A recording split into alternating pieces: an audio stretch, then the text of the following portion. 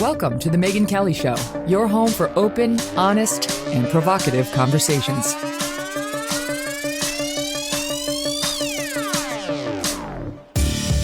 Hey everyone, I'm Megyn Kelly. Welcome to The Megyn Kelly Show and happy Friday. Wow, do we have some news for you. In just a minute, the Olympics are underway in China and NBC is struggling to balance covering the humanitarian atrocities with ice skating results. So fun.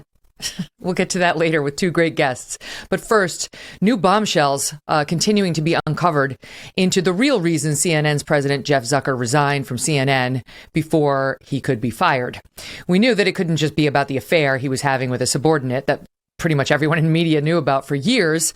And now some more color to the real reasons is coming out. Remember Andrew Cuomo's infamous interviews on CNN with his brother at the height of the pandemic? Well, it turns out Zucker and his girlfriend, Allison Gollust, and executive vice president of CNN, were not only personally booking Andrew Cuomo's appearances, they were coaching the governor on his messaging as well. And as for those claims that the relationship between the two of them only began during COVID, well, my next guest has a new report out now saying that is, in the words of her sources, and I quote, total bullshit. Joining me now, the reporter who has uncovered these new details, Tatiana Siegel, editor-at-large at The Ankler and senior writer at Rolling Stone. Tatiana, thanks so much for being here. Thanks for having me. Okay, so let's start with that. The piece opens up with the claim by both Jeff Zucker and Allison Gollust that the relationship only developed during COVID, quote, recently, or Jeff Zucker said it, quote, evolved in recent years. And your sources are telling you what? Total bullshit, if I'm allowed to swear on your show. I think that was met with at least according to my sources, with a resounding, like, who are they kidding? And you are reporting that the relationship actually began in 1996? Yes. She was a trainee in the communications pool at NBC, and he was the executive producer of the Today Show back in the Matt Lauer era. And she leapfrogged very quickly within a year to the top PR position on that show. So within 1 year, she went from trainee to senior publicist for the Today Show. Yeah, it happens all the time, Megyn. Sure. That's really easy to do. And she must have been very young then. I mean, in 1996, I was 25, and I think I'm older than she is. So she must have been in her young 20s. Yeah, that sounds about right. Okay, so how is your sourcing, not asking you to reveal your sources, but how is your sourcing on this notion that they began an affair back then?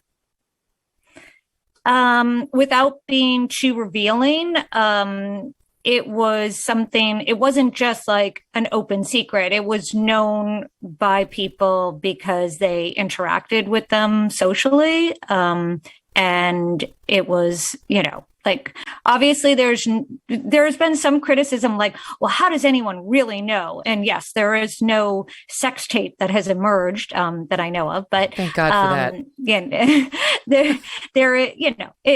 It was known.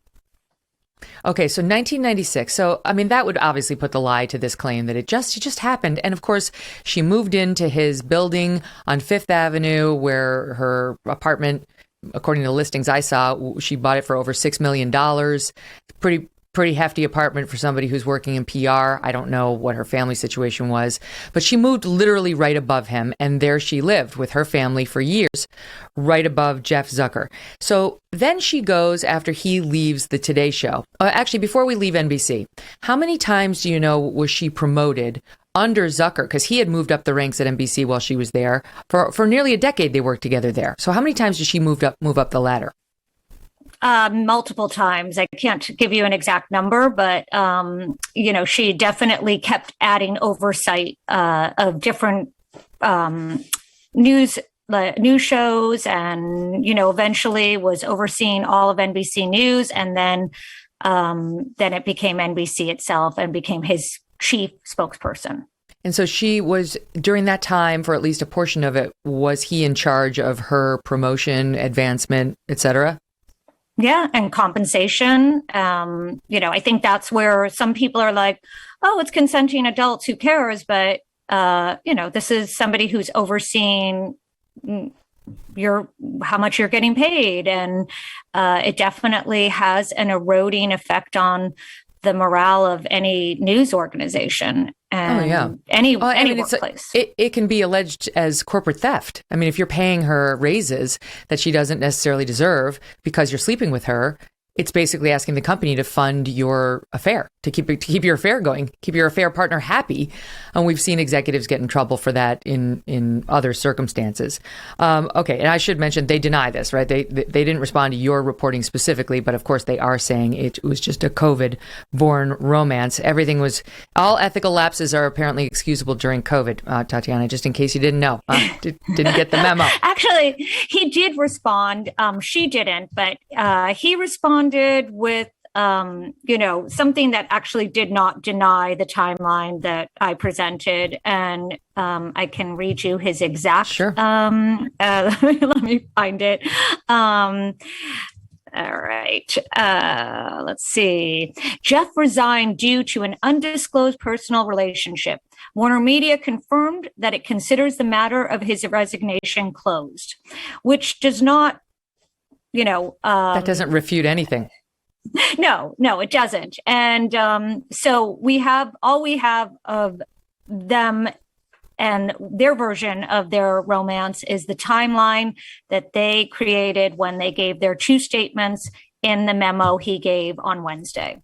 So why do you believe they were so? Because then he left, he got sort of pushed out of NBC, and he wound up working for Katie Couric for a while on her daytime talk show, and then ultimately landed at CNN. And she, during that period, for some portion, worked for Andrew Cuomo as his comms about director. 6 months.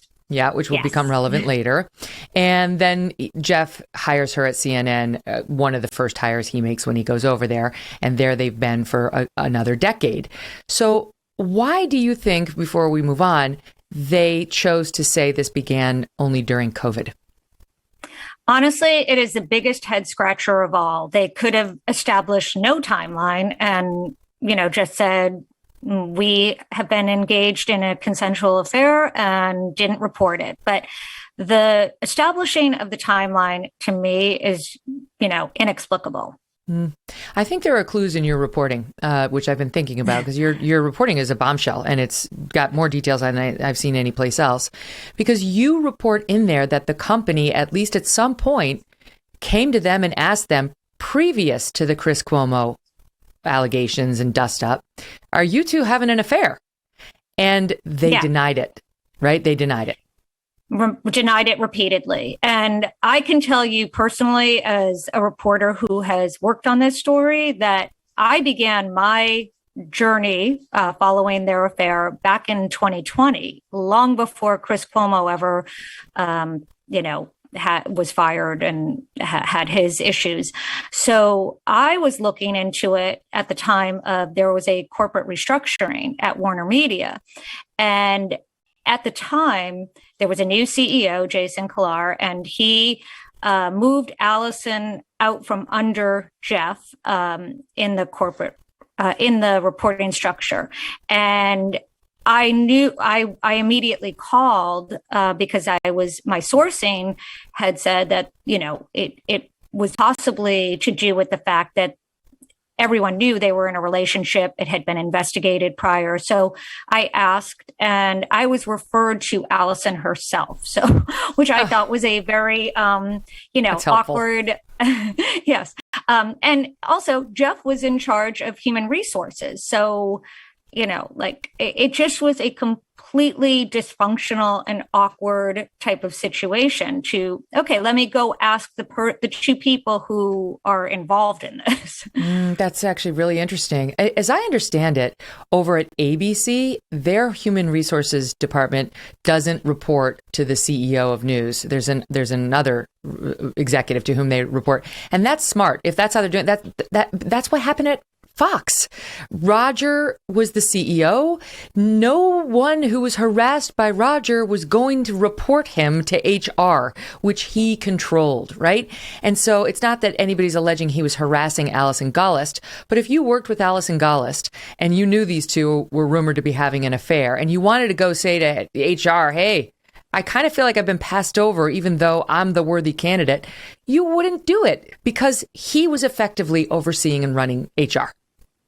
Exactly. And that was part of the restructuring, is that he wouldn't be part of he wouldn't be overseeing HR. And at the time, he was only given 24 hours notice, and he was livid, according to multiple sources at the time. Mm-hmm. So at the same time, there was also a number of high-profile CEOs in America who, or, in the corporate world, who were going down for the exact same type of thing, a consensual affair with an underling. So it's like people will say consensual, but it's still something that at the time was leading to people being immediately dismissed. I think in the case of McDonald's, no severance. So I had no issue whatsoever with pursuing this story. Yeah. And by the way, at the time you were doing that, on CNN's website, as of 2019, there was a posting that read in part, in today's corporate world, especially in the wake of Me Too, boards are on high alert for anything that poses a reputational or financial risk to the company. Being in a relationship with the boss will make others at the company suspect that favoritism is at play, and that will undercut the employee's professional accomplishments and reputation. Okay, right. Okay, so as I said the other day, clearly not directly approved by Jeff Zucker or Allison Gollust. So but back to your reporting. So you have it that they were asked by Warner Media, are you two having an affair? This is prior to Chris Cuomo even being fired. There was nothing. This is a long time prior. And they denied it, which is yet another Absolutely. reason why they would have a motivation to lie about when this affair began. Because it's one thing to look at your employer and say, all right, I'm having a consensual affair with a staffer. It's another to say, I lied to you, possibly repeatedly, about it when you ask it, because that would be immediate grounds for termination. Correct. However, even in my reporting, I have that they were asked during COVID and prior to Chris's firing. Yes. So they had, even then, if they said no, then they lied, right? So it's like, I don't know. I think there's a reason they're pushing the timeline specifically to COVID. It's one of the oddest things about their statements, because if it's not true, there's no reason to mention it. You're just digging a bit deeper hole. But if it's not true and you're already on record with your employer once, twice or more saying no, and that time period at all was pre-COVID, then it sort of is your way out. You're thinking, okay, those denials were pre-COVID. I'm going to say it happened after COVID and try to draw the timeline a bit later. This is speculation, but your reporting is that it absolutely began prior to COVID and that their statements are a lie. Yeah, 2 decades before COVID. Jesus, it's amazing that it remained a secret sort of for so long. Okay, so now there's an investigation. So now we get to Chris Cuomo. And Chris Cuomo buddies up with his brother. He violates the CNN policy with Jeff Zucker's blessing and puts his brother Andrew on the air when Andrew's becoming a star doing his daily press conferences during COVID. And this piece of your reporting is probably the most important piece. I mean, it's like all well and good. People have affairs, whatever. It was inappropriate. But this really cuts to what's going on here. What you've shown is that you're reporting that Jeff Zucker and Allison Gollust were far more involved in booking Andrew Cuomo, massaging Andrew Cuomo, and helping Andrew Cuomo than people knew. Yes. And so if you have a problem internally with what Chris Cuomo did, you're going to have to also have a problem with what Jeff and Allison did, because it's essentially the same.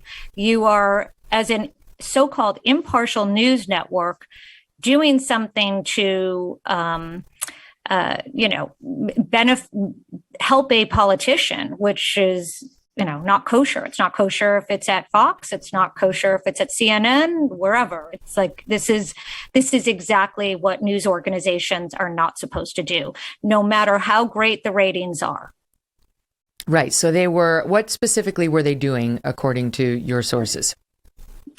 Creating talking points for Governor Cuomo as he sparred daily with President Trump over COVID messaging. At the time, it was like that back and forth of Trump was saying whatever he was saying that New York was doing wrong. And Cuomo was like, no, we're doing everything great. And also at the time, it was all exclusive on CNN. You were not seeing Andrew Cuomo appear on MSNBC or Fox News or anything else.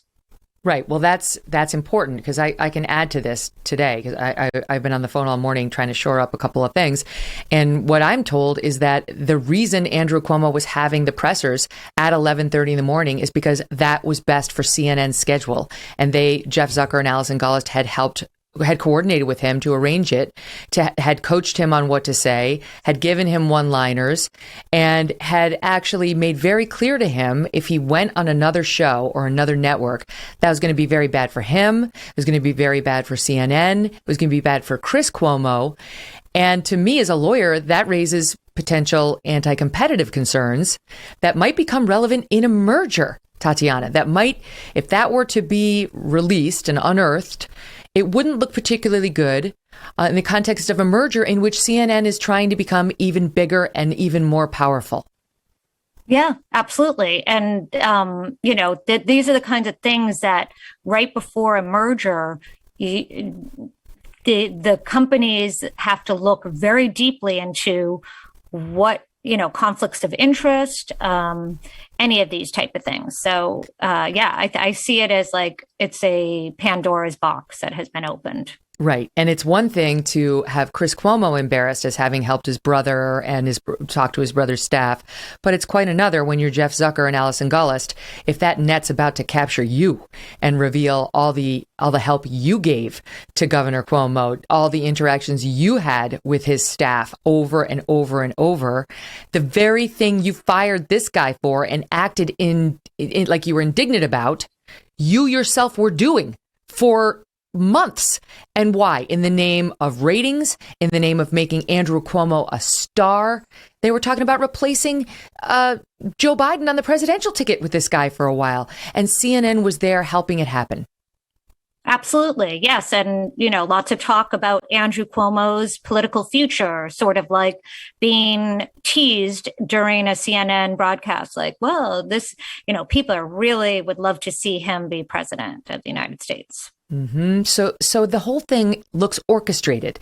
These two are behind the scenes trying to secure his bookings, trying to make sure he goes no place else, telling him when to hold the presser, how to hold the presser, how to respond to Trump. Here's some good one-liners for you that'll make you look good. Oh, and then we're going to break company policy to put you on CNN, sit you with your brother, who we all know will not ask you any tough questions. And indeed, he did not ask any, and make you a star.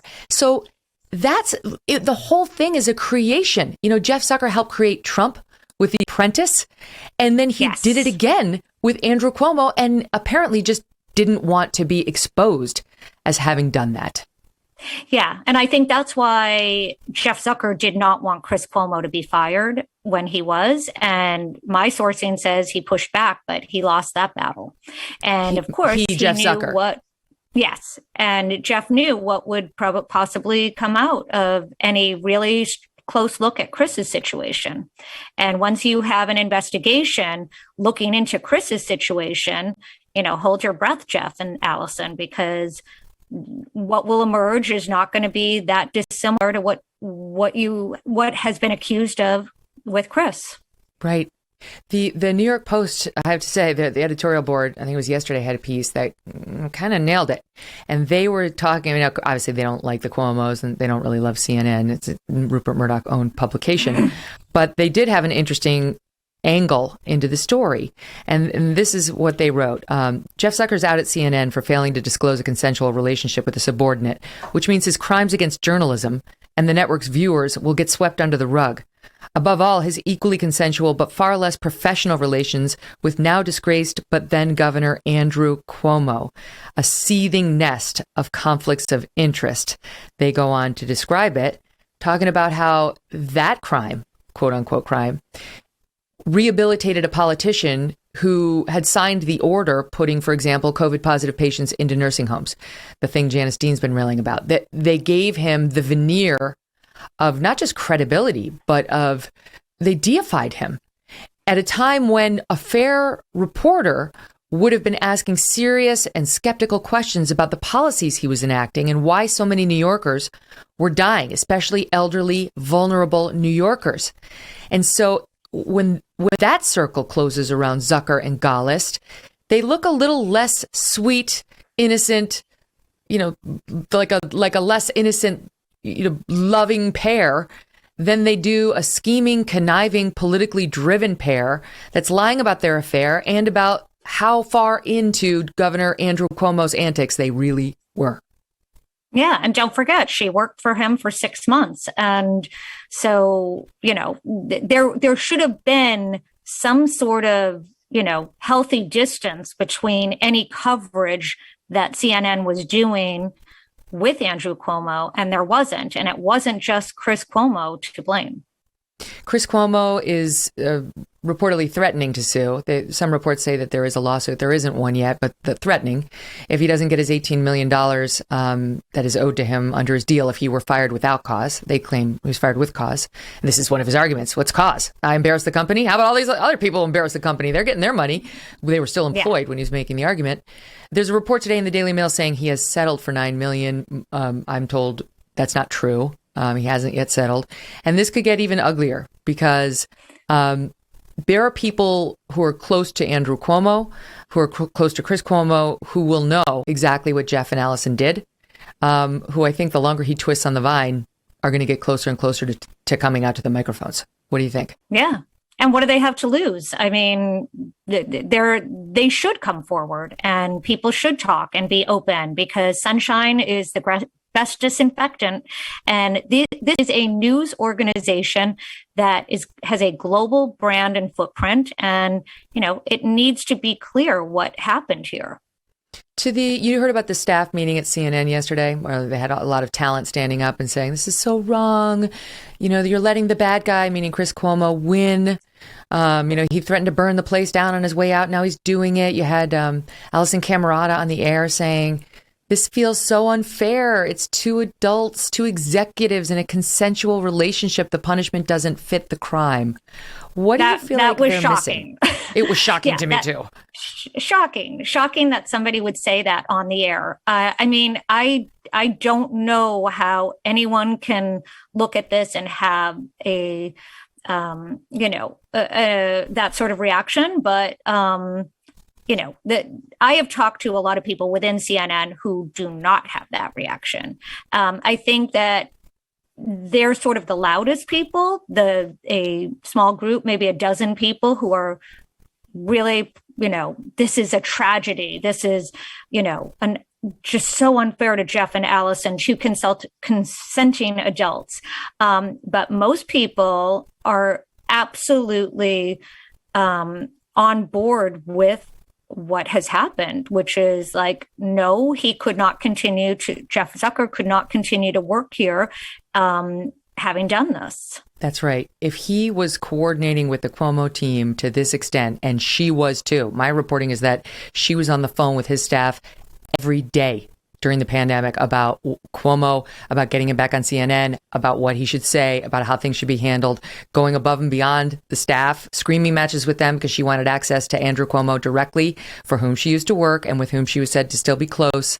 That is well beyond the behavior that is okay for an executive of the company. And they know that. And if on top of all of this, these two are sleeping together, lying to corporate about it, to Warner about it, and he's promoting her up the line and has all along, there is no way she should keep her job, Tatiana. That has been sort of the biggest question mark, is why she is still there. But I guess there still is the dynamic that she is an underling to him. So technically she can be seen as sort of at least in terms of their sexual relationship, a victim here. I don't think anyone sees her as a victim. No, but the law, under the law, it's not sexual harassment if you want it. That's just the truth. It's not sexual harassment if you want it. And she's not alleging that she didn't want it. They've been together for 25 years. Good God. You could have had a child and sent him to college and have him off in the workforce by the time during the course of that alleged relationship. So, yeah, but no, she's an executive of the company with her own obligations. And like they said on the CNN website, you're not allowed to do this. And if she was promoted, even at CNN under him. And she took that promotion without disclosing it. That's a problem. And all of these, separate and apart from her affair, these behaviors toward the Cuomo camp, which are going to come out in more detail, could cause major problems for CNN, for Warner, for the merger. She's gone. Mark my words. That's my prediction. She's gone. I'll give you the last word. Yeah. I mean, I plan to pursue very aggressively exactly what you're talking about. What was the nature of any help they were giving to Andrew Cuomo? Because just as a journalistic, a fan of journalism and impartial journalism, that cannot be acceptable. Yeah, we need to know more. What was the relationship between those two and Andrew? How close was it? How intimate was it? What exactly did each one of them do? When did they do it? Who can testify to it? That's the next step of this just disturbing story. Tatiana, great reporting. It's been interesting. Very few people have picked up on it. They're not retweeting it the way they did when something bad happened to Bill O'Reilly, or to Roger Ailes, to Charlie Rose. Or Sean Hannity. Yeah. Yeah, like Sean Hannity, right? Yeah. Yeah. And actually, I will say that one thing that I have noticed is my story has really been embraced by people on the far left and the far right, and sort of in between. I think it's like a very narrow mainstream sensibility that might not be completely willing to retweet it or, go crazy with it. MSNBC didn't cover his resignation at all the night after it was announced. I mean, they didn't touch it. That's crazy. It's just leftist politics will be advanced or we will not do the story. And, of course, I lived the Roger Ailes fall firsthand. It was everywhere. I grant you, this is not that size, but it's a big, big story. And to ignore it entirely speaks to your own bias. I applaud you and Rolling Stone for your reporting, and more to come. Look forward to following up. Thank you so much, Megyn. Yeah, you bet. Tatiana Siegel. One of the last few honest journalists out there, folks. Up next, we're going to turn to the world of sports, something we rarely do here on the program. This is my Achilles heel. But there's a lot of really interesting sports stories going on right now. An update on Lia Thomas, that UPenn swimmer, as the swim team is divided openly, writing competing letters. And there's a real question about whether Lia should be allowed to compete at the NCAA event next month. We got the Olympics started in China. What has happened so far? How is NBC handling that awkwardness? And this massive NFL lawsuit alleging racism. Allison Williams will be here, and Ethan Strauss is back as well to talk about all of it. Don't go away. Valentine's Day is right around the corner, and our dear friends at Genucel have a special treat that you will love with all your heart. From now till Valentine's Day, you can get the brand new Genucel Anti-Aging Primer for a radiant glow and flawless finish. Free with every order of Genucel's most popular package. Using the same goodness that we all love, Genucel's new primer contains botanical extracts and antioxidants to deeply hydrate, brighten, and complete your finished look. Don't take my word for it. Here's a 5-star review from Soretta in Tacoma, Washington. This primer is amazing, she writes. I put it on my skin when it's dry, and it gives such an airbrushed look. It makes me not even want to apply anything else. I love that my face glows right through my foundation. In love. Ladies, treat yourself. And guys, this isn't skincare. It's a gift of luxury for that special lady in your life. Visit lovegenucel.com/MK60 and enter that special promo code MK60 for an extra discount at checkout. That's lovegenucel.com/MK60. lovegenucel.com/MK60. lovegenucel.com/MK60. Welcome back to the Megyn Kelly Show. The Winter Olympics are officially underway in Beijing, but COVID and China's human rights abuses are largely overshadowing the games so far. Joining me now to discuss that and many other sports headlines in the news today, two great sports journalists. Allison Williams, happy to say, is a Daily Wire contributor and former ESPN reporter. You remember Allison. She left the company over its vaccine mandate. She's a young woman. She's thinking about children. She didn't want to do it, and they were going to make her, so she was like, peace out. And our friends over at the Daily Wire hired her, so it all worked out in the end for the better. Also with us is Ethan Strauss, writer of the House of Strauss Substack column. So thank you both so much for being here. Thanks for having us. You. All right, so you're going to have to walk me through it because you know sports is my Achilles heel. The Olympics opens up last night. You couldn't even tell, right? Like I watched it and I was like, is this in China at first? When I saw, like the opening Mike Tirico, I'm like, where is he? He's in this little wooden cabin. Are we in Beijing? I don't know. So it opened up and I guess Savannah Guthrie had a comment at the top that has some tongues wagging today as just one step too close to Chinese propaganda. Let's hear what she said.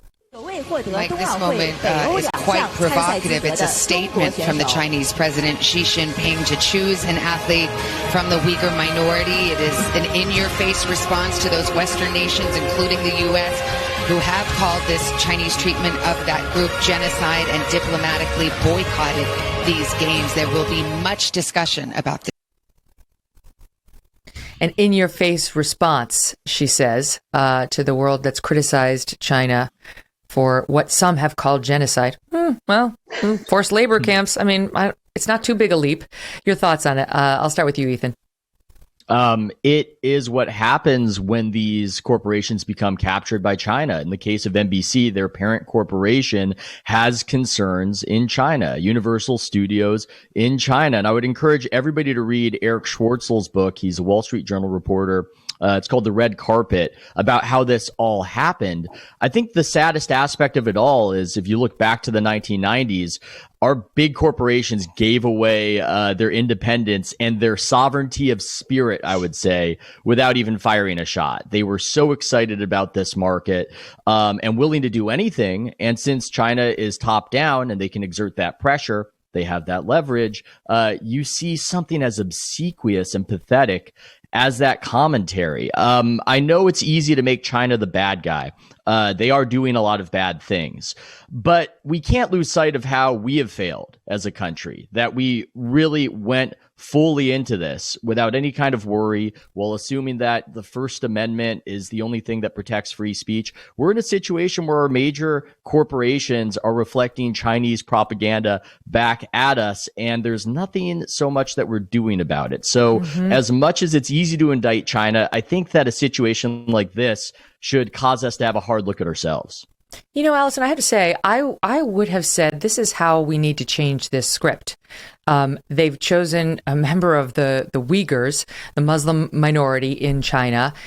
I mean, what a choice, given that it's widely reported and known that they are torturing over 1 million Uyghurs right now in another part of China with forced sterilization, forced labor camps.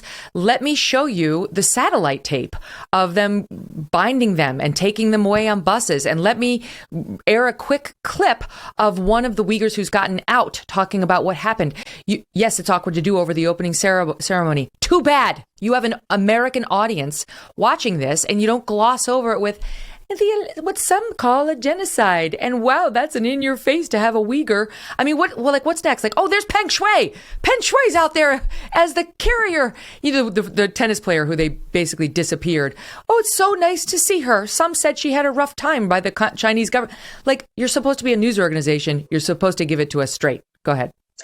Yeah, I think that's where the disappointment lies, is like journalists have lost all kind of credibility at this point. They have time and time again shown that they are being controlled by the interests that employ them and the corporate ties that bind them. And in this case, it's China. And it's difficult to watch on such a large scale. And you have the juxtaposition of this celebratory time, this years of work, of accomplishment for these athletes, and you want to celebrate them. I think that's like in our human nature to find the joy and the happiness and the celebration, but you're juxtaposing it with genocide. And it's not what some people call genocide. It is genocide, and it's happening and it's real. And to act like it's anything other than that is a crime against what's happening.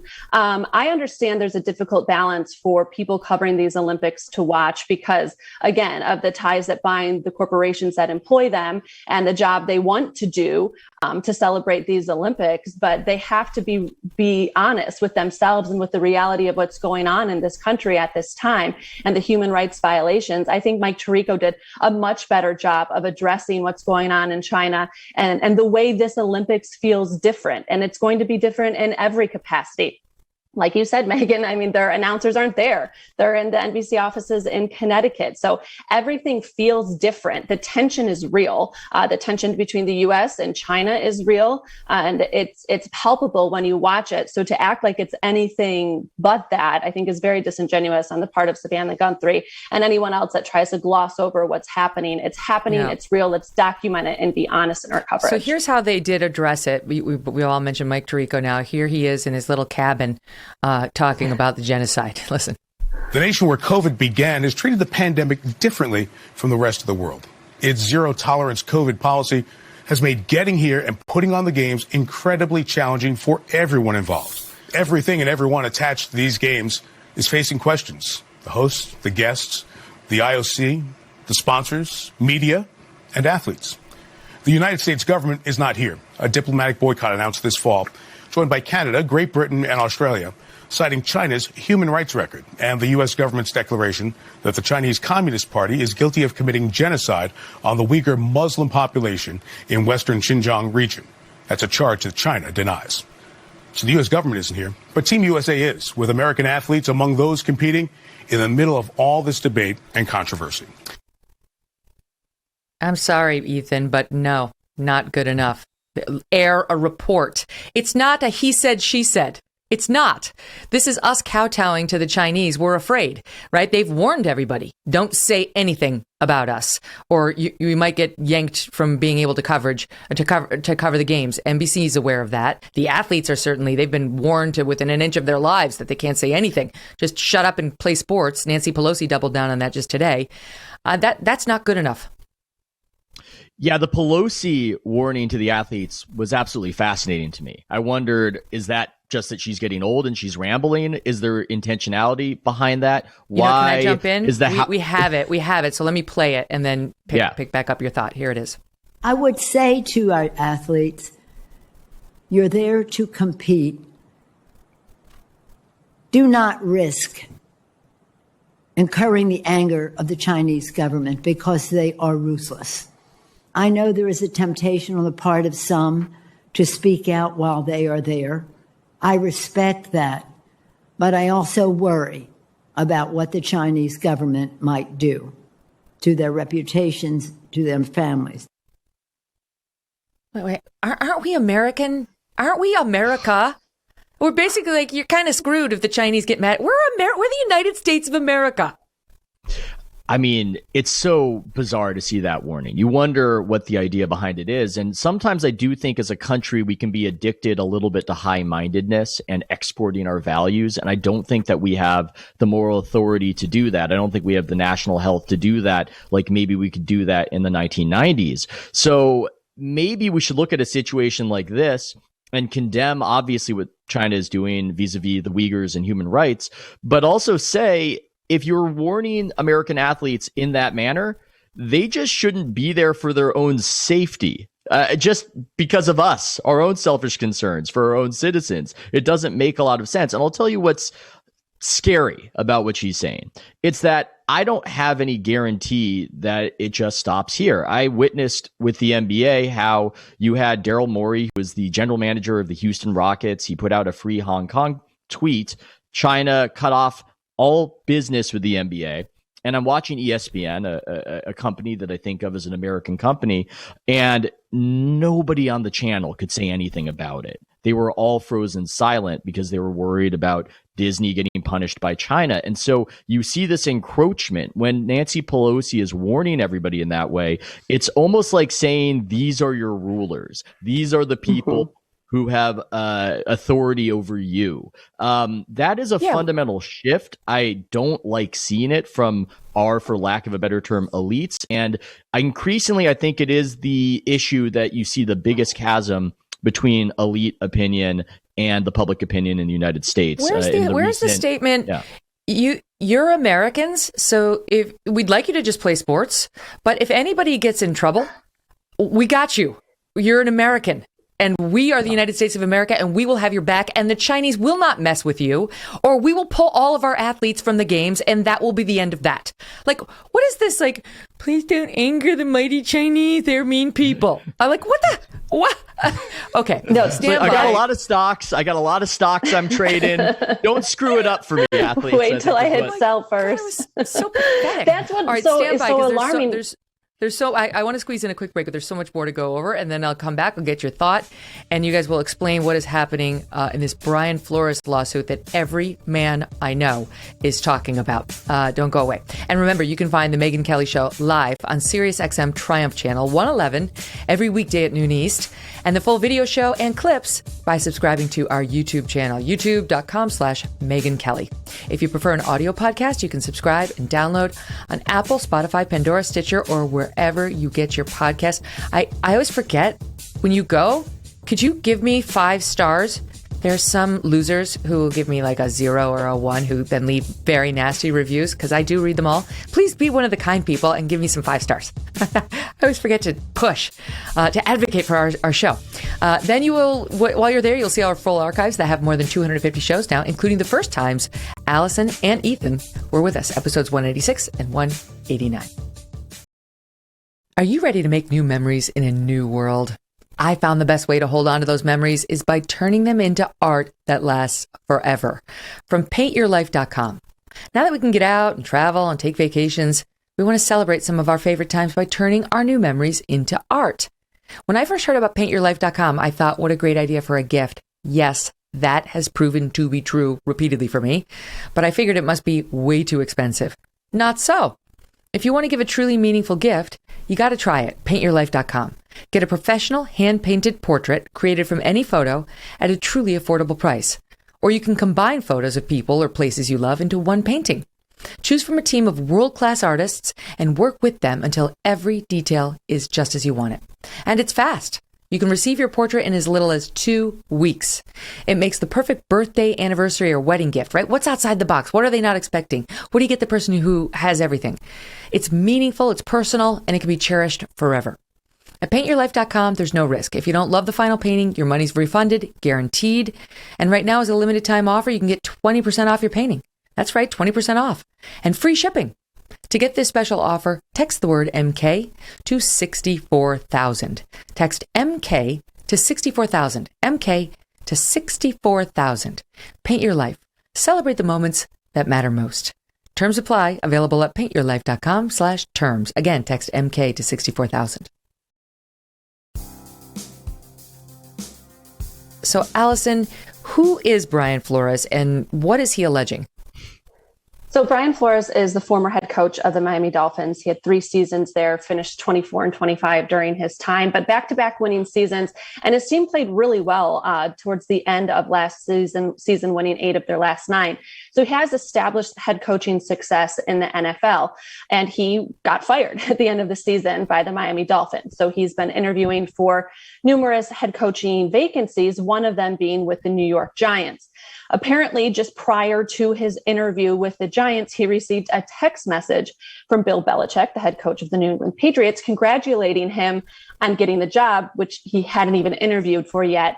Belichick realized he messed up and incorrectly texted Flores instead of Brian Daboll, who ultimately was hired as the head coach for the Giants. Very interesting timing. It obviously upset Flores to hear that this decision had supposedly been made prior to him even interviewing. What's interesting in all of this is the Giants say, of course, that the decision had not been made yet and that they did not reach the conclusion of who their head coach was going to be until they had, in fact, interviewed Brian Flores. the thing within the NFL you have to remember is that since 2003, there's been something called the Rooney Rule, which basically says that every team that's hiring a head coach has to interview a minority for the position. It was a certainly well-intended rule. It wanted to ensure at least the opportunity was there for Black coaches within the league. I'm not sure that it has had the results people had hoped. And Brian Flores is saying, look, this is setting us up for what are essentially sham interviews. He alleges that he had one with the Broncos several years ago as well. He's also come out now with allegations against the Miami Dolphins, accusing the owner, Stephen Ross, of asking him to tank games, encouraging him to tamper in a search for a quarterback. So there's a lot of layers to this lawsuit, but ultimately at the heart of it is what Brian Flores says is a racist system within the hiring practices of the NFL, and he wants to shed light on it. The Rooney Rule is kind of at the heart of it all. And like I said, it's a rule that's been in place for almost 20 years now. It was modified a few years ago to further incentivize teams to hire and give opportunities to minority candidates. But it seems to be inherently flawed. There's only one head coach right now currently in the NFL that's Black, and that's Mike Tomlin at Pittsburgh. This is a league that has 70% Black players. So there's certainly some numbers that point to concern within the hiring practices in the NFL, but I'm not sure with what Brian Flores is alleging, you can prove that it's all based on racism. So it'll be interesting to see how this plays out. And I'm with Brian Flores in the fact that he says, hearts and minds need to change. I agree with him wholeheartedly on that. I'm not sure how this lawsuit will impact or affect that, but I do think it's good that it is at least opening up this conversation. I think that can be nothing but helpful. Ethan, if they were giving him a sham interview on the Giants or any of these other teams, it could be for any number of reasons. It doesn't have to be because of race, right? It could be like, you got to cast a wide net. We got to go back to the ownership and say we interviewed 5 candidates and, we did our due diligence. I don't see anything in his lawsuit that speaks to specifically race. There isn't always like the smoking. They don't always have a text saying, well, we don't want the Black guy, like that would be a plaintiff's lawyer's dream. So he's kind of alleging it's more anecdotal than that. And that the only reason these teams were giving him a nod was because of his skin color, and that the fix was in right from the get-go. I mean, I wouldn't be surprised if he's right about that. Now, Allison did a fantastic job of the expository. That's why she's a professional sports broadcaster. There's one aspect I might quibble with there when she said it was a well-intentioned rule, the Rooney Rule. I don't know about that. It seemed like they arrived at that rule as a consequence of getting pressure from Johnny Cochran and other people who were noticing back in the early 2000s that they had only one Black coach and they had a dearth of Black coaches, as they do now. And so it comes back to Richard Hanania's theory that wokeness is just civil rights law, that these sports organizations, they talk a big game. They sound very virtue signally. We might say or assume that they've been infected by the university ethos, but something else is happening. I mean, when Adam Silver, the commissioner of the NBA, started talking a few years ago that he wanted 50% of referees to be women. It was an odd thing out of nowhere to say that he wanted. It didn't really make a lot of sense. That's not even, no offense to referees, a super high status job relative to the other jobs in the NBA. But what it is, I'd surmise, is a reaction to how he might get sued because the referees were nearly all male, very male culture. And you can get sued because it's disparate, it's not proportional, and that's what these leagues are concerned about. That's what they're protecting themselves from. And in the case of the Rooney Rule, it is a sham. It is ridiculous. And just, we can have a conversation about whether that is a goal you should have to do better, as they say, in your demography, whether that's a road to hell. That's one conversation. But by its own standards, the Rooney Rule is a failure. It's not resulting Victor Davis in the Hanson hiring has of Black been saying coaches. this. Victor Davis Hanson has been making this point for a while, saying if you really want sort of to have all these sports industries be more equitable and have more diversity, because you really believe that diversity matters in the player ranks, in the coaching ranks, and so on, then we need to look at the NBA. Like, we need to draft more white guys into the NBA. We need to draft more Asian guys, more Indian guys into the NBA. Like let's do that if we really want to. Right, that's never gonna happen. And there, you sort of do open up a hornet's nest by just looking at skin color, just skin color. That doesn't mean that if there's a conspiracy to keep him out because he's black, it's legal. There isn't. That's not going to hold up. It's just the question of evidence. Quickly, Allison, can you just explain? I got a break in like 40 seconds. $100,000 to tank games. Why would anybody want to do that? For draft picks, to get a higher draft pick. I mean, it's insane. That's the allegation from Flores that Stephen Ross, the owner of the Dolphins, offered him $100,000 per game if he would lose. He clearly did not abide. They did very well at the end of the season, but so it's all like about getting those draft picks. So might as well stink worse so that we can get a better draft pick. And he says, I refuse to do it. Oh, fascinating. Okay, much more to discuss. Don't go away. Allison and Ethan coming back after this break, and we're going to talk about the latest on trans swimmer at UPenn, Lia Thomas. Do you ever feel like it's harder to make it to the gym than it is to actually work out? Whether it's the commute or your schedule, it can feel like the busyness of life gets in the way of making your wellness a priority. But what if you could enjoy a workout that actually feels good for your body and not have to leave your house? With a Michael Phelps swim spa, you can do it. You can swim, exercise, relax, all from the privacy and comfort of your backyard. Michael Phelps swim spas are 100% made in the USA by Master Spas, the world's largest swim spa manufacturer. The team at Master Spas worked with Michael Phelps to develop an in-home, at-home training and fitness solution that you can use year-round. You can swim at your own pace when you want without sharing a lane. Plus, you can exercise, hang out with a fam, or just relax. Every Michael Phelps swim spa has therapy seats with adjustable massage jets. Energy efficient, innovative design, proudly made in the USA. Go to masterspas.com/MK for a special offer right now. Save $1,000 on a Michael Phelps swim spa or $500 on a Master Spas hot tub. Again, go to masterspas.com/MK.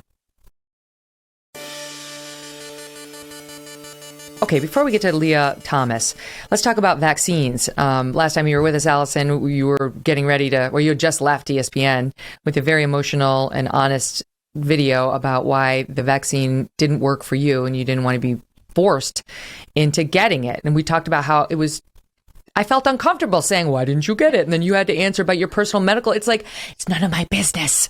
Well, Shaq is apparently on board with that same line of thinking. He has actually spoken out saying people should not be forced to get the vaccine. Here's a bit of that. Listen. Look, I encourage everybody to be safe and take care of your family. I do. But there's still some people that don't want to take it. And you shouldn't have to be forced to take something that you don't want. So I don't think people are being forced to take. Well, there are some. I mean, listen, we have a mandate at CBS. That's force. We have a mandate at CBS. But my point. That's force. But where I wholeheartedly. That's force. No, it's not force. It is force, because if the man don't take it, the man gonna get fired. Yeah, it's a good point. Right. And she went on to say that this is Nichelle Turner, went on to say, no, I wholeheartedly disagree. You're not just affecting yourself. You're putting the public at risk, and it's a public health issue. Allison, what do you make of it? First of all, I think the most interesting part of that was Shaq had to preface everything he said with, I'm probably going to get in trouble for this. Yes. I mean, that's where we're at, right? Where you can't speak out against mandates without acknowledging you're probably going to get in trouble for this, whether it be from people on social media, people you work for, or whatnot. So that to me is very concerning. The second thing that bothers me is his co-host repeatedly says it's not force. Okay, but it's coercion. It is not a choice. She says it's a choice to walk out the door if you don't follow the rules. That is coercion. And she's entitled to whatever opinion she wants to have. That's fine, but it's fundamentally flawed because she turns this into well, if you don't get it, you're hurting me. But the science has proved otherwise, because we all know now that vaccinated people can get and transmit the illness. So I am not protecting anyone else by getting the vaccine if I can still spread it. So her whole premise and justification for the mandates is fundamentally flawed. I think it's alarming that people still don't realize that. I wanted to hear him say that. I had to tell you, I went for my annual mammogram this week, which ladies, you should all do. And by the way, they were saying that they had a couple of cases where they found stage 4 breast cancer that could have been avoided if the women had gone in for their annual mammogram during the COVID lockdowns, but they didn't. They've been scared by the fear mongers that, don't go out and whatever. They postponed it. So just get your annual mammogram if you are 45 or up. But my doctor, who I love, Ethan, she's a New York lefty, and I love talking to her because it's great to hear her POV, and she's smart, and she's a doctor, so she gets a fair point of view. She gets to have a strong opinion. She worked in New York through the pandemic, and I respect that. But she is definitely in the same camp as Nichelle. You get the vaccine, do your part. It's a public duty. And why should the rest of us, have to take all the measures and make all the sacrifices, and you don't have to take any? And I kept saying to her, I get that more like in the omega phase of this pandemic, but like, how do you square that now with Omicron, which everyone can spread equally, vaccinated or unvaccinated? And even this brilliant doctor just kept rounding back to, do your part, do your part. She didn't have an answer. Yeah, it's sloganeering, and I wonder if the operating modality of the current regime, of so much of media, is just passive aggression, obnoxious passive aggression. The idea of, you're not forced, you just get fired if you don't do it. Right. There aren't restrictions. You just have to put a mask on your 3-year-old. That's it. That's the only thing. It's this denial that people have the issues with these impositions in their lives and not really grappling with it, not really listening. And I've written a bit about this. I personally got the vaccine. I don't believe everything that Aaron Rodgers says about it. I don't believe everything that Joe Rogan's guests, like Robert Malone, the doctor, and who was involved in the invention of mRNA. Whew, it's hard for me to say that for some reason. I don't necessarily believe everything that they're saying, but if you ask me, why is my contempt not aimed in that direction, right? Because it seems like we're almost trained to, that you're supposed to be angriest at these people. It's because they don't want to do anything to me. They don't want to impose any restrictions on me. Aaron Rodgers might believe the kookiest stuff in the world, right? He might have the worst justifications for avoiding the vaccine. Same with Kyrie Irving. I don't know. But I also know that he doesn't want to keep my son in a mask in perpetuity, versus the loudest critics of these people who, I don't know, it kind of seems like they might sign on for this forever. So that's why I've shifted my frustration, at least, to the people who are trying to impose such mandates and impose such restrictions, as opposed to being angry at the people who step out of line. Yeah. Good for Shaq for speaking out about it, though, because it's like he's kind of untouchable. They can say he's in trouble all they want. He's untouchable. So good for him for at least creating more weight on the side of diversity of opinion. People are afraid, and they shouldn't be, to speak out. Tom Brady, got to talk about him. You knew it was going to happen. It happened. And I'm not talking about the retirement. I'm talking about the blame Giselle crowd. Why is Giselle I love that we are treating Tom Brady like he's some infant, right? That he's just got to do what mama says. Why does she get the blame for his retirement? I think it's crazy talk. Your thoughts on it, Allison? It is crazy talk, but this is what we do, right? Like whenever athletes go through a slump or they struggle, it's like, oh, it's the new girlfriend. It's the new famous relationship they have. But first of all, let me say this. Any man who makes a career decision like this to retire or to keep they better consult their wife or they're not in a very healthy relationship. Mm-hmm. So of course, Giselle should have a say. This is their lives. The other thing is, we act like Tom Brady, like you said, he's an infant. We act like he's 30 years old. He's 44. He was the oldest player in the NFL last year, the oldest player to win, oldest quarterback to win a Super Bowl. So just because he looks like he's aged in reverse, it does not mean he has. He's 44 years old. He has a beautiful supermodel wife. And I'm sorry, but every other man in the country, if you were married to Giselle and you didn't have to go to work anymore, you probably wouldn't either. You know what? For that matter, you would do what she told you. If she said, I want you to be at home with me all day, you'd be like, I will do it. Thank you. Thank you for the invitation, Giselle. I don't know. It's kind of annoying because he's obviously going to be the one in charge of his football career, Ethan. I'm sure he did consult with her, but this is clearly his decision and his decision alone. I can't come up with any plausible reason for why a middle-aged man would want to retire from football other than the wife. No, it's ridiculous. But you hear these things. You do hear these things. I remember when LeBron left the Miami Heat, there were all these rumors swirling around that his wife wanted him out of Miami. And in the NBA, we often hear that happy wife, happy life, and it is part of the decision-making process. But, you know, this is a good time to go out for Tom Brady. This isn't exactly like Yoko Ono breaking up the Beatles. This is a pretty decent end of the story. Yeah. Oh, yeah. And it's not the end. It's just the end of this particular chapter. All right. Let's talk about Lia Thomas, because things are getting weird there. I'm encouraged by the fact that 16 of her teammates came out saying, we don't think it's fair to have her compete at the NCAA swimming championships in March. I'm encouraged because we've heard repeatedly a couple athletes speak out to Outkick or Daily Mail. They don't want to say their names. They're all afraid, and they're not saying their names even here, but at least they're getting organized and feeling a little bit more bold about expressing their objections, and we should hear from them. Lia Thomas, this is the trans female swimmer on the team, qualified for multiple events for the championship. So right now it looks like she's going, and she's poised to break all these records if she swims as we expect. It's not entirely clear because the NCAA, Ethan, has been too cowardly to actually just set its own rule and make it fair. So it has said we're going to defer to the governing body in each sport. And here that would be USA Swimming. And USA Swimming indeed did step up to the plate and issue a new policy that establishes new eligibility criteria for trans athletes. And here are just a couple of things. They say, to determine whether you're eligible, we're going to have a 3-person panel of independent medical experts to determine whether the swimmer's prior physical development as a man gives the athlete a competitive advantage. Yes, that's good. So in the case of Lia Thomas, I am assuming, even if her testosterone levels met the levels that they required, there's a body of humans that can look and say, look at Lia Thomas. Lia Thomas is a man who says that she's a woman, but that is the body of a man. And Lia Thomas still has all these advantages. Okay.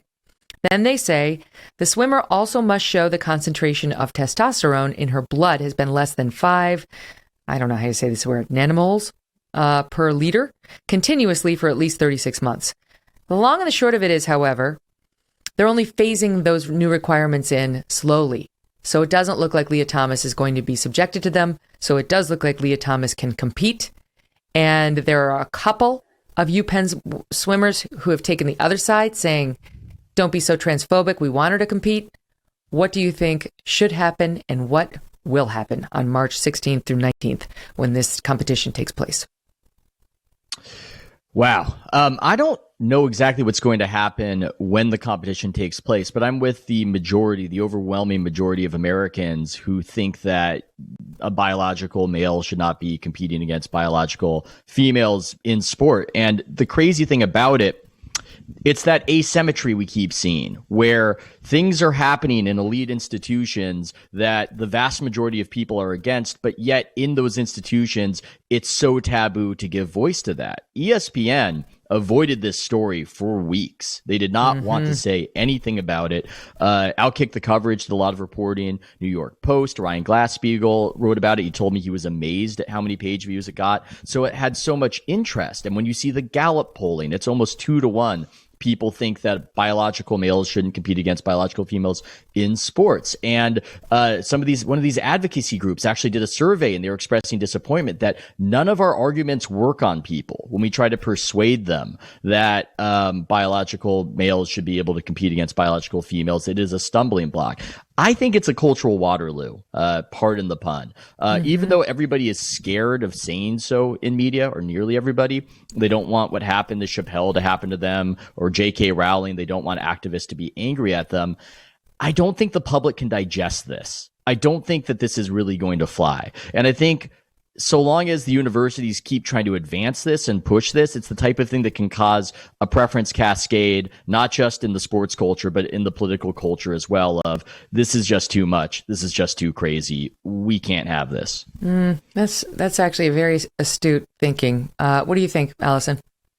Yeah, I think it highlights so many issues on a lot of different levels. And the most basic one is like, we have to stop denying that there are biological differences between men and women, acting like it's a bad thing to acknowledge them. And I think also we have to dismiss this notion that just because you want fairness on a competitive playing field or in the pool does not make you transphobic.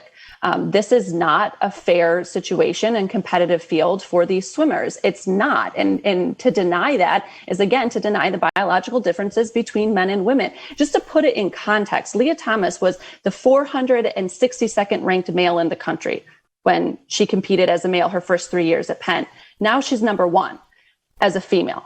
Okay. Wow. So there is a huge difference there. She's set 2 records this year as a female competitor, and she's taking away opportunities from other females on her own team. You can only send so many of your swimmers to the Ivy League championship meet. So she's taking away opportunities from women who have trained and worked their entire lives to earn these opportunities, these scholarships, and this ability to compete. And the records she's setting, they don't hold the value that they would if they were set by biological women. And it's an uncomfortable situation for these swimmers. They've acknowledged that. And why are we not listening to them and having any concern for what their experience is? Everybody's worried about Leah's experience. Well, what about that of her teammates and the uncomfortable situations they're putting her in? So I think they have to really step back and look at this as a bigger picture and ask what it's doing, not just to the sport, but to the competitors and for everybody that fought so hard, Megyn, for Title IX and for women to have the opportunity to compete and participate in sports, to now have a biological male come in and take that away. Are we comfortable with that? I mean, as feminists, as people who fought for gender equality for women in sports, and to now have it taken away because someone identifies as a female, you can support her on her journey to transition. You can support her in her desire to express her gender, but that doesn't change what she is biologically. And that has an impact on the competitiveness of the sport. And we need to recognize that if we want to have this be a fair situation. That's what the letter with the 16 swimmers who are objecting was sent by Nancy Hogshead Makar. She was on our show, actually, 1984 Olympic swimming gold medalist. And she said, we fully support Lia Thomas in her decision to affirm her gender identity and transition from a man to a woman, right?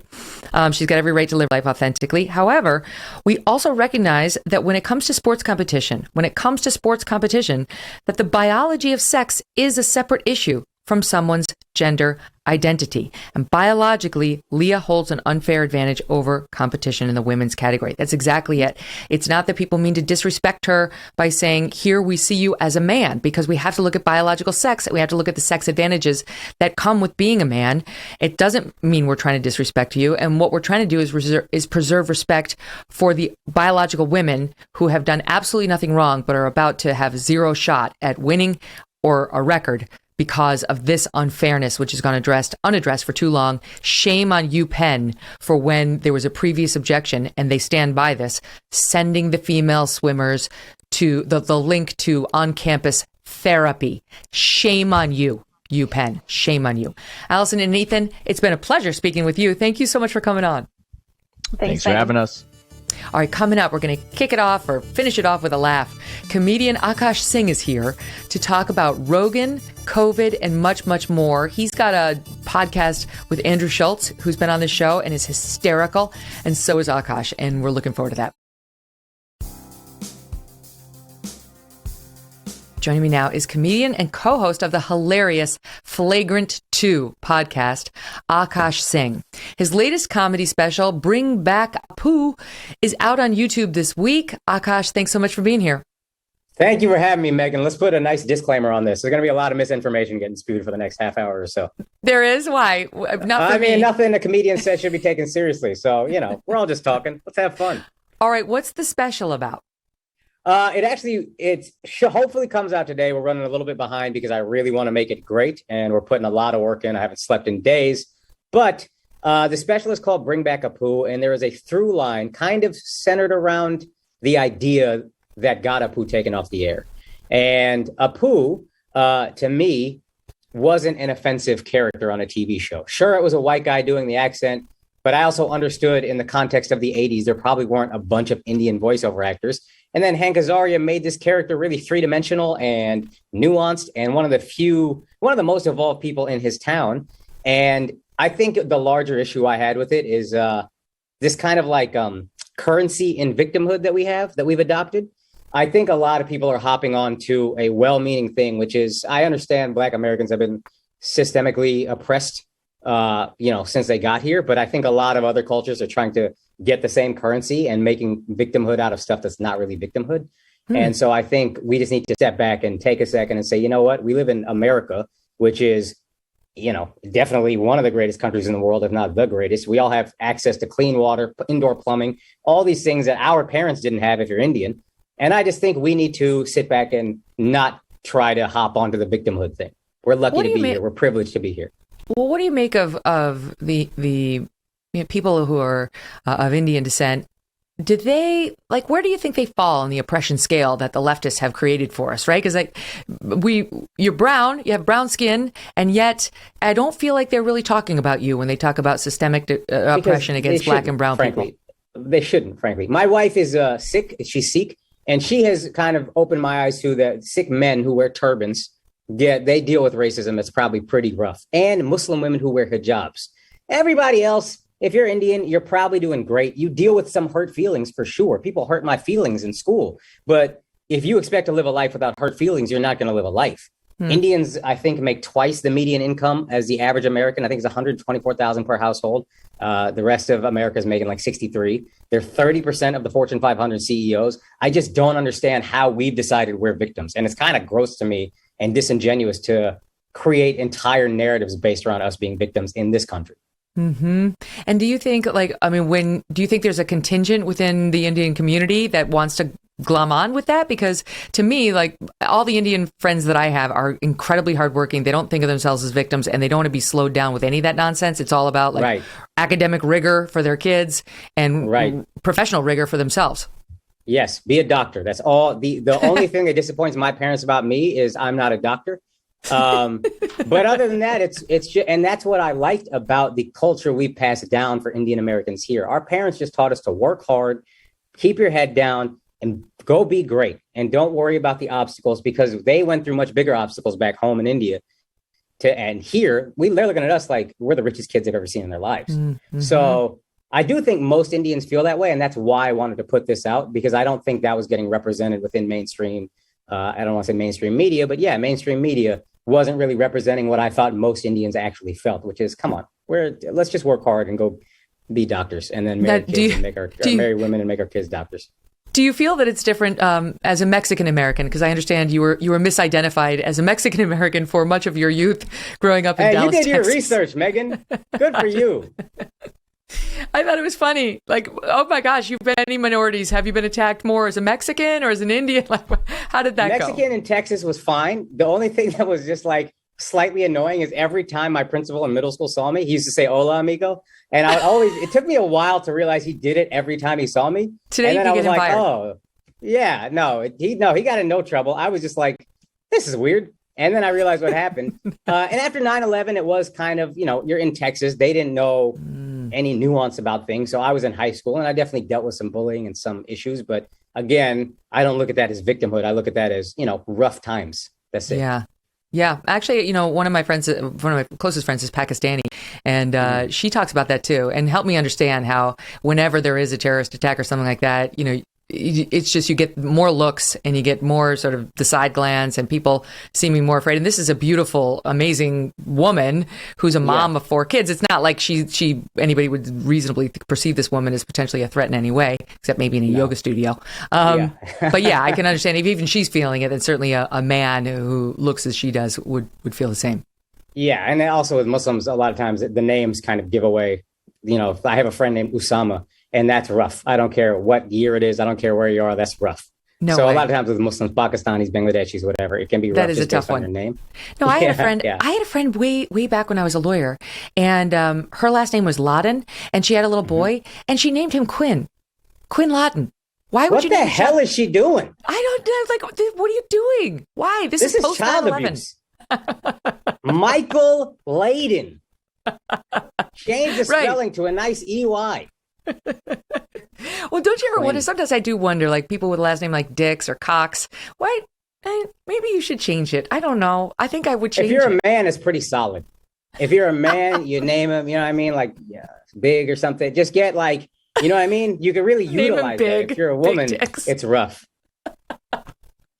Oh, that's so funny. Well, that leads me to my story. I have to tell it, Abby. I'm sorry. I'm going to shame you. So my assistant, Abby's sitting here with me. And we had the situation. I can't tell you the details because I don't want to ruin anybody's childhood beliefs. Like it has to do with an elf. Okay, I'm just going to leave it at that. And our search for an elf. And Abby found a lovely gentleman who could help me out in my search for an elf. And she was like, MK, I've got the email for you right here. He's got the answer to your problems. I'm like, oh great, what's his name? And she said, Peter Dinklage. Mike Hunt. I'm like, oh, Abby. That's rough. Again, that's rough. I knew a Mike Hunt, actually, but I was too young to understand how brutal of a name that was. Why? Why wouldn't you change it? That is like a classic Porky's name that is used just to abuse people. I know. Joseph. You know, what are people thinking? Right. And like heavy emphasis on the H. Joseph Hunt. You know, you'd have to choose something a first name that didn't end in an H. It has to be 100%. Like a hard H. Yeah, 100%. All right, so we've got those problems solved. So Andrew Schultz was one of the funniest comedians we've ever talked to. We've talked to some great ones. He had me in hysterics. I was crying. I was laughing so hard. He's the best. What is your favorite subject to tackle? Because I hear it's sports, but I'm not sure if that's true. I love sports. Andrew does not love it as much. And I realized, again, I grew up in Texas. I thought everybody loved sports. I thought if you had a Y chromosome, you love sports. That's why I thought Lia Thomas wanted to swim, because she was just like, look, I just want to be in sports. So whatever, Y chromosome be damned, let's just swim. That's what I thought that was about. But apparently I'm in a fairly small minority. Yeah. No, I don't know. I think most men do love sports, right? Like I was saying today, but so many people are talking about that Brian Flores thing and his allegations against his team. And did they pay him money or offer him money to tank games and so on? I was like, who is Brian Flores? The Miami who? Why would he take it? Like I was totally not connected to it. Yeah. I don't care about coaches' drama. I don't. Player drama, that's, I think, men's Kardashians. Whereas like, Kyrie Irving and LeBron James didn't get along when they were in Cleveland. I don't know that gossip. I never have cared about what Brian Flores is doing in his life. I couldn't care less about Brian Flores. Well, hey, get a job. I hope you get one. There are certain stories that cross over, right? Like, I don't know if that's one or not, but I do a hit once a week for this company, this news organization called GB News, Great Britain News across the pond. And you know what they want to talk about this week? Whoopi Goldberg. Like even over there, they want to talk about Whoopi Goldberg. I mean, there's not a British presenter on television that we would spend a week discussing over here, but they were really interested in Whoopi. And I do think that's one of those stories that just sort of caught fire because it touches on so many things. And since you're somebody who sort of pokes some fun at identity politics, I did think I wanted to ask you because Ben Shapiro was out there saying she culturally appropriated Goldberg. He was saying her real name is Karen Johnson. And I guess she's not. I don't know if she's Jewish or not, but he said she culturally appropriated Goldberg. And, you know, in today's day and age, she should be canceled for that. Yeah, no, it's funny, the cultural appropriation comment conversation. Our parents were always so happy to get culturally appropriated. They looked at it as acceptance. Like if they saw, a black actress wearing a sari at the Golden Globes, they would be like, oh, my God, that's so cool. We've made it. Like, look, we're going mainstream. So it's always funny to see the complete 180. And I'm not saying that there can't be a nuanced discussion about it, but like a complete 180 to any cultural appropriation is horrible. Yeah. And hey, let Whoopi be Whoopi. She earned the name Whoopi Goldberg. She's been in enough movies to be Jewish, right? Well, I'm not sure that's exactly how it works. I didn't know it was Karen Johnson. My EP is telling me she is not Jewish, so it really was an appropriation. She's now, according to reports, she's threatening to quit. She's so mad about her 2-week suspension. She doesn't think it should have happened. And, I'm kind of sitting on the sidelines thinking, I'm not pro punishment to people for their free speech, but live by the sword, but die by the sword. Part of me is like, you created the culture in which this was even possible. Why don't you swim in it for a little while and then get back to me on how you feel about cancel culture and all these warriors? Yeah, I'm a pretty moderate dude, but one of my favorite things is watching the extreme left cannibalize themselves with wokeness. Because as a comedian, all I want to do is talk and say wild things. And sometimes I will overstep my bounds or whatever. And in those times, there's nothing wrong with me apologizing. That's something I've realized as I grew up. But also, I should be allowed to keep making the jokes. I failed. You told me I failed. Now let me keep trying to make it better. Right. So it is funny when the group of people who cannot stand this at all are slowly realizing none of us are perfect and every one of them is cancelable. That's kind of funny to watch. Do you think? But yeah, go ahead. I also think Whoopi's just old. And I don't mean old like she's 60 or whatever. I mean, she's been working for 30 years. She's rich beyond any amount of money any of us could ever dream of. I think she's just like, I don't need this. Suspend me. Who cares? I'll just quit. I don't think she's really going to quit. I think it's just like one of those threats. She's not going to quit. She loves that job. It keeps her relevant, keeps her voice and face in the news. And it's basically just to ABC. Just to let people know she wasn't pleased. But there's no way they're firing her. There's zero chance of them firing her. And I don't even think the heart was in the suspension. That was just like a bone to throw to the nasty, complaining, whining little internal staffers. Yeah. They complain about everything. I bet you those same staffers didn't give a shit about that. Jews yesterday. They couldn't have cared less about anti-Semitism. But now, because it's like some rich, powerful woman that they resent because they're never going to have one fraction of her success, they're like, yes, my God, the Jews, we have to fight for them. I guarantee you. It is funny to watch a bunch of spoiled, snot-nosed little kids basically say Whoopi Goldberg has had an easy life and she's privileged when they have no idea probably the shit she dealt with as a black woman named Whoopi Goldberg, being dark skinned and to still become this legend. And she could say some stuff. We could look at it contextually. She was trying to make a larger point. It was a horrible way to make it, but whatever. I thought that's the suspension thing. was just like, let's just get this over with. Come back in 2 weeks. We treat everything, this comment, every comment, like it's like, this is very serious. This is deeply alarming. It's like, well, she said something dumb. And okay, I get it. I've listened to the case, anti-Semitic. I get the argument, but it's like people, all this stuff is complicated. The Holocaust is a little less complicated. That one's pretty clear. Okay. So I grant you, she stepped in it, but we're just so quick to be, to cut each other down and act holier than thou and pretend that we never could make a rhetorical mistake. And then we relish when somebody who, especially rich and powerful, starts to fall. Yes. I think how I interpreted it was she was trying to make a larger point about how inhumanity is like the real cancer in the world. And I think you can't ever compare the Holocaust to anything or say the Holocaust. You know what I mean? Like it was just a poor example. But I also think people who want to cancel people, it's so funny that everybody has a podcast and they want to cancel other podcasters because like the podcaster said something that was offensive. You speak, of course, of Mary Trump and her deadly threat to withdraw her podcast from Spotify unless they pull Joe Rogan. Mary. Yeah, all these people, if you are talking for hours a day, and especially if you're trying to be entertaining, you are going to say stupid things. It is inevitable. And the reason your podcast, if you're one of these unsuccessful people trying to cancel successful podcasters, you probably haven't said anything offensive because your podcast sucks. Nobody wants to listen to it. It's boring as hell. A fun podcast is going to be offensive at times or going to overstep boundaries at times. That is the cost of doing business when you're being entertaining. It's so true. And honestly, I think about these people who are like, bring her down. She said something and bring him down, whoever it is. And I know, like, I'm comforted by the fact, because I've actually worked with these people. I knew a few of these people, that they wake up on Saturday morning in their loveless, sexless lives and look around at their lame, boring apartments and think, my life sucks. Who else can I cancel for that momentary soothing balm? But they go right back to zero, right? And I've even had some of those people who try to play that card on me, call me up later and say like, oh, I would love to have a job. And it's so fun ignoring them. My God, it feels so good. Hey, I love that philosophy. Good for you. Keep ignoring them or have an assistant text them whatever you want to say from another phone so they know you want to cuss them out, but it's not even worth your fingers being used. Oh, wow. What are you saying? Like she gets a burner phone? What am I doing with Abby? No, I just, signed Mike Hunt. This is Megan's assistant. She wanted to tell you this, but you weren't worth her actually typing a text. So here we go.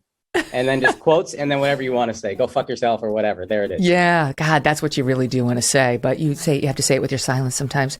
Now, speaking of podcasters trying to cover up other podcasters and Mary Trump and her deadly threat, Spotify, they came out today, I think it was the CEO, and said, like, I got, free speech and we got Joe Rogan's back and so on. But the left is not listening. But day by day, we get more like, I don't know, 60s rockers, like retirement age, like whatever. They're all on Social Security now, pulling their music and so on, trying to like threaten Joe Rogan. And I heard you and Andrew talking about this. Like the threat is not so much that they pulled Joe Rogan. The threat is that one day they set their sights on you or somebody who doesn't have quite as much power as Joe Rogan, and you're a much easier target. Yes, 100%. And I actually think I had this conversation on another podcast, and I think I even said it in my own. I'm not as worried about that because I think at the end of the day, people want authenticity. And I think if you are trying to be authentic to what you truly believe and not being performative for either side, a large swath of people will come to you and support you, and you will have fans and support in that sense always. But I think the more dangerous part of this is the side that disagrees with me is radioactive. And if I engage with them at all, I'm a traitor in some form or fashion and will silence anybody we disagree with. I truly think this is a much larger problem than me and my career or whatever. I think that's a really bad thing for the country. I think it's like toxic. And I think as we continue on this divergent path, I truly do worry about, again, beyond cancellation and whatever, this idea that you can just silence the other side that if you don't agree with them. I don't know if America survives if we keep doing that. That reminds me of a joke I heard you say. People always say, name one thing a white male can't have. Do you remember how you finished it? Yes. Okay. An opinion. And I truly feel that way. I want everybody to be honest with me. White dude, whatever. Be honest. Even if you are racist, at least I know. I'm not going to be friends with you, but at least I know to stay away from you. So say it. Have whatever you want to say and let it out. I think a lot of toxicity gets created by forcing people to bury everything. And then all their silent thoughts get angrier and angrier. And it just turns into a dark, toxic thing. Mm-hmm. So do you go like do stand up in clubs and so on? Yeah, I'll do stand up in clubs. I'm actually in a hotel room right now. I'm going to do Richmond, Virginia tonight and tomorrow. And how long have you been doing that for? Like, since you decided not to go the doctor route, how many years? Which is a huge mistake. Any Indians who might be listening, go the doctor route.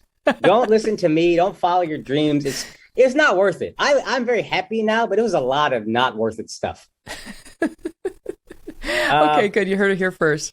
Yeah, 100%. 15 years, though, I've been doing this. Wow. 07, I think I started doing this, like really doing this full time. So 15 years this month, February. So how's it changed, right, on the PC culture front from 15 years ago to now? Man, it's so funny. And I think as a comedian, you just get annoyed by the loudest voices you hear around you. So when I was growing up, I was very like in Texas, especially with a lot of extreme conservatives. I was a much more liberal person. All my jokes would kind of be poking fun at the right. And then when I moved to New York and LA, probably around 2009, you started to feel this shift of like the left is getting more extreme and more censoring and whatever. And now most of my jokes are poking fun at them. And it's very funny that I don't know if you remember Eminem and all the soccer moms wanting to burn his CDs because he said like, homophobic things or whatever. And we laughed at them. The left has become those people. They laughed at those right wing soccer moms. And now they are the soccer moms, but they don't even have kids. So they're really just losers. Right. It's true. I mean, do you self-censor? Like when you stand up? I mean, Richmond's Richmond's not that conservative, but it's more conservative in the South in general. Do you have to censor in a community like that or more when you're in the Northeast or Canada or where? You know what's funny? I used to really love performing for right-wing audiences because there was this one thing you can't talk about, and that's Jesus. And I'm Hindu, but I'm a religious guy, so that's easy for me to not disrespect. But there has become a sensitivity on both sides that there's a lot of snowflake culture in comedy in general. But at the end of the day, I forget how little I am. I'm 5'7" and I can't fight, but I forget that on stage. So I will say what I want to say, and I'll try to say it in an intelligent, funny way. But if you have a problem with it, on that stage, we're just going to have it out. I'll die on that stage. Oh, really? I have almost died on that stage a couple of times. I thought you were going to say, I just run. I mean, that's what I would do. No. I've had to run, but for my life. You know what I mean? Yeah. But I stand there and I do my time. And then as soon as time is up, then I bolt like the bitch I am. What subjects can you not touch? Like what, other than Jesus, what would you just like, no way, toxic radio? You have to be very careful talking about any like LGBTQ things. And again, I'm not going to not talk about it, but I have to. And it's not the worst thing because then I have to actually think about how I really feel about a thing. And generally, I just don't like when things go to extremes. So like, all right, that's how I can present a joke and I can figure it out. And there's a lot of snowflake culture with like Trump stuff. Like if you bring up Trump, they automatically assume you're going to say he's the biggest, piece of shit in the world. And I'm not the biggest fan of him, but he's hilarious. So I would like to, have a nuanced Trump joke, but a lot of times on the right, the second you bring up that name, it's inflammatory, booze, whatever. They don't even let you get through a sentence. So that's interesting. Yeah, no, I understand what you're saying. I've experienced some of that. Forget, when I had a dust up with him, but even I've had some viewers be like, you say one thing that's critical of Trump, and you could say things all day long that's critical of Trump or Biden, either one of them. But, and they're like, you turned on the president. It's like, it's not my job to support him.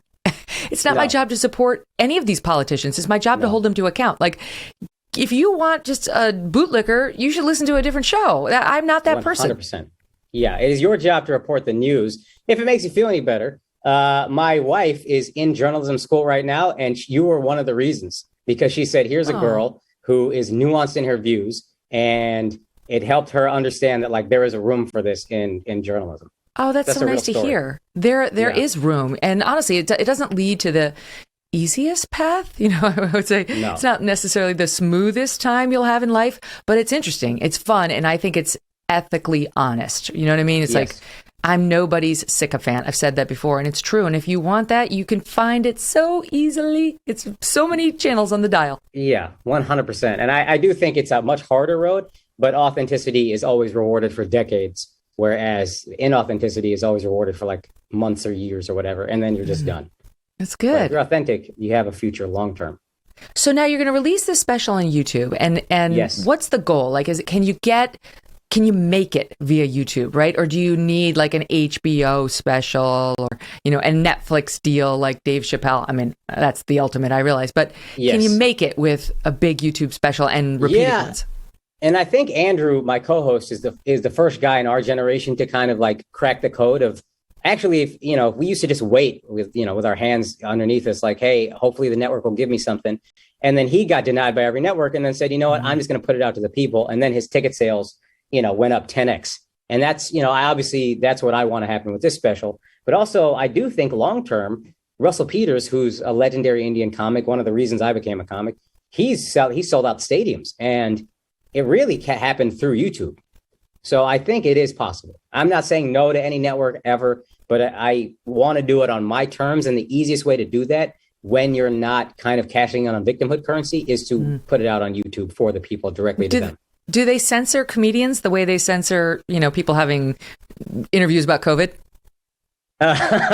There's not an active censorship, but there is a kind of like roundabout censorship where, and I don't think they're like nefarious in nature, but a lot of these industry leaders tend to put on like a specific kind of minority act or whatever. They tend to put on things that they like. And for Indians, it has been a lot of the victim stuff. And I think there's some well-meaning white people who probably feel guilty about whatever, history. And that kind of allows them to feel better. Like, oh, I can't be bad if I put this guy on and he's calling me bad. I must be a good person. Right. I didn't want to do that because, again, it seems so phony. So I will rather just do my thing my way. And you can try to cancel me, but the people who support me, I'm going to be fine with them. Well, and the Bring Back Apu thing is, it's the Hank Azaria character, voiced character on The Simpsons who got effectively canceled by The Simpsons because they decided not to have, quote, white people voice characters of color.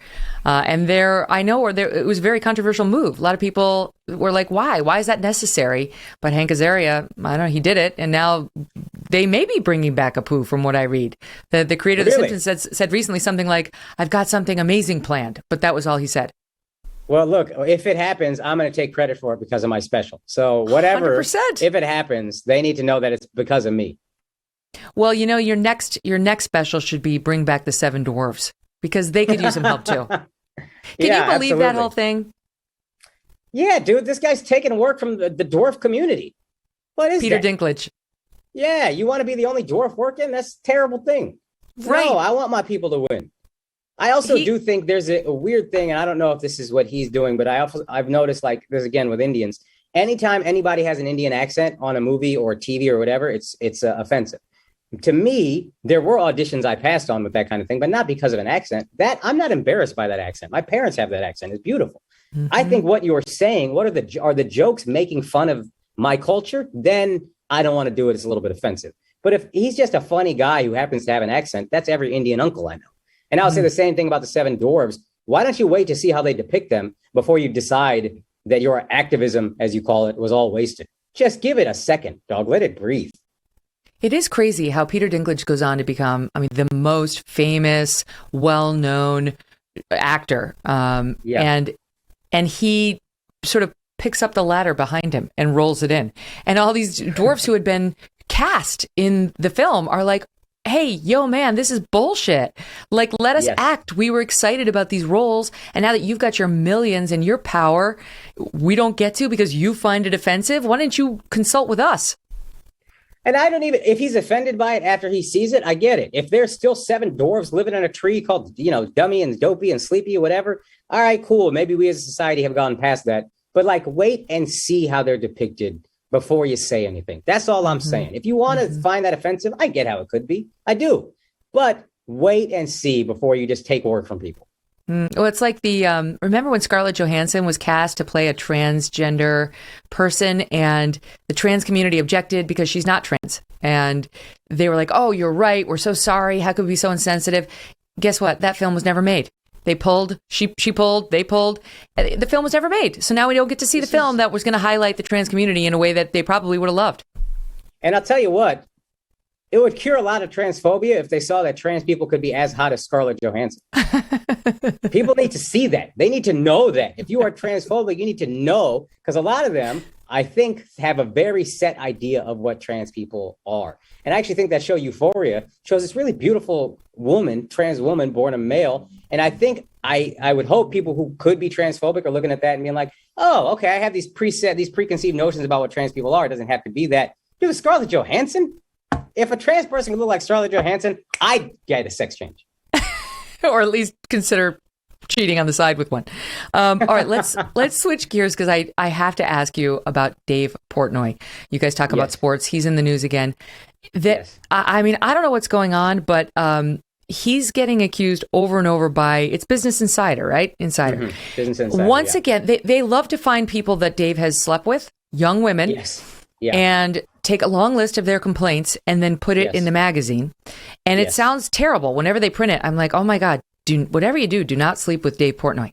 And I continue to feel that way, by the way. And I like Dave, but I continue to feel that way. However, if you look into the stories, then you realize, and whatever you do, don't take these stories at face value. Because once again, you have the magazine reporting, the publication reporting that he abused women. There's one woman who they say she broke her, her shoulder or her clavicle, her rib. Okay, it was a little lower.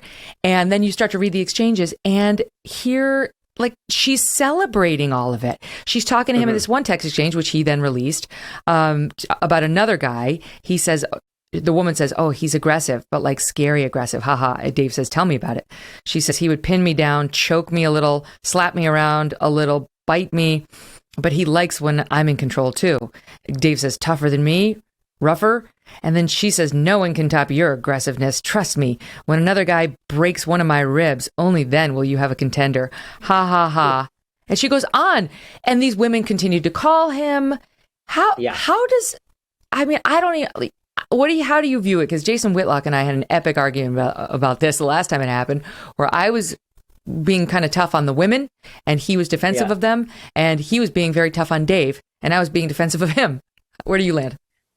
So if you read these stories, like you just read that text exchange, and that's like, if he actually broke a rib, that's a little wild. You know what I mean? Even if she likes it rough, you can't be breaking ribs.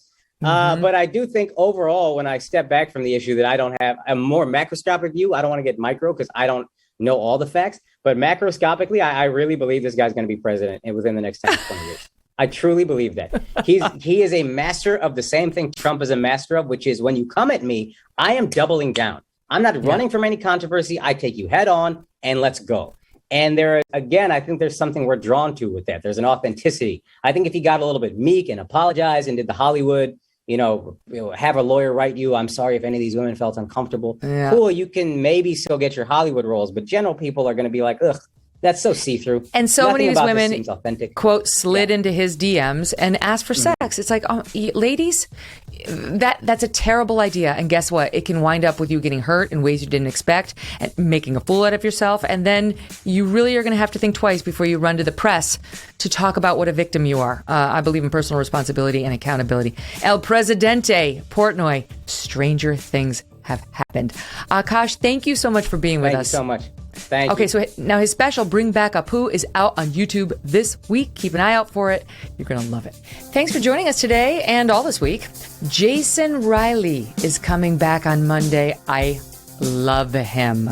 He is such an amazing guest. You're going to love it. We're going to talk with him about some breaking news out of New York City. The New York Post reporting that DA Alvin Bragg, the soft on crime guy, is reversing course on some of his most controversial policies and making armed robberies felonies again. Oh, great. Let that be a lesson to the other soft on crime DAs nationwide. In the meantime, go ahead and download The Megyn Kelly Show on Apple, Pandora, Spotify, and Stitcher, and go to youtube.com/Megyn Kelly. Do me a favor and subscribe. Thanks for listening. Have a great weekend.